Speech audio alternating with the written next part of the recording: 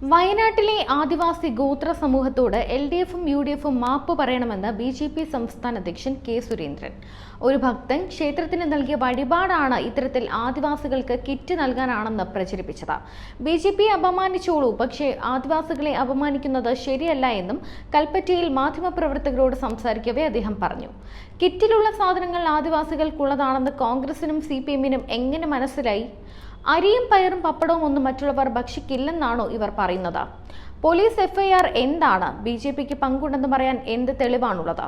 T സിദ്ദിഖാണ് നീചമായ ആരോപണം ഉന്നയിച്ചത്. രാഹുൽ ഗാന്ധിക്കും സിദ്ദിഖിനും ആദിവാസികളോട് എന്നും പുച്ഛമാണ്. ഈ നാട്ടിലെ വോട്ടർമാർ അതിന് മറുപടി പറയും. പരാജയ ഭീതിയാണ് കോൺഗ്രസിന്റെ അസ്വസ്ഥതയ്ക്ക് പിന്നിൽ. രാഹുൽ ഗാന്ധി 5 വർഷം കൊണ്ട് ആദിവാസികൾക്ക് എന്ത് കൊടുത്തു എന്നതാണ് ചോദ്യം. അതാണ് ഞങ്ങൾ ചർച്ച ചെയ്യുന്നത്.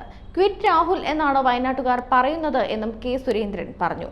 രാഹുൽ ഗാന്ധി ഇത്തവണയും വലിയ ഭൂരിപക്ഷത്തിൽ വിജയിക്കും എന്ന് പറഞ്ഞ് നടന്നവരുടെ ആത്മവിശ്വാസം നഷ്ടമായതോടെയാണ് ഇത്തരം ആരോപണങ്ങൾ ഉന്നയിക്കുന്നത്. കോൺഗ്രസ് ഇത്ര വെപ്രാളം കാണിക്കുന്നതിന് പിന്നിൽ രാഹുൽ ഗാന്ധിക്കെതിരെ വയനാട്ടിൽ ശക്തമായ വികാരം അലയടിക്കുകയാണ്. അമേഠിയിലെ വീട് പെയിന്റ് അടിക്കുകയാണ് രാഹുൽ. 26-ാം തീയതി 5 മണി കഴിഞ്ഞാൽ പുള്ളി അങ്ങോട്ട് പോകും. അത് ജനങ്ങളെ ബോധ്യപ്പെടുത്താൻ കഴിഞ്ഞിട്ടുണ്ട്. നിരാശയിൽ നിന്ന് ഉയർന്നതാണ് ഈ ആരോപണമെന്നും സുരേന്ദ്രൻ പറഞ്ഞു. ബത്തേരിയിലെ ഒരു പ്രധാനപ്പെട്ട ക്ഷേത്ര ഭാരവാഹികളാണ് കിറ്റ് വിതരണം ചെയ്തത് എന്നാണ് അറിയാൻ കഴിഞ്ഞത്.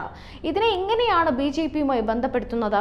അത് കൊടുത്തിട്ടുണ്ടെങ്കിൽ അവരോട് ചോദിക്കണം. രാഹുൽ ഗാന്ധി വയനാടിന് വേണ്ടി എന്ത് ചെയ്തു എന്നാണ് തെരഞ്ഞെടുപ്പിൽ ചർച്ച ചെയ്യുന്നത്.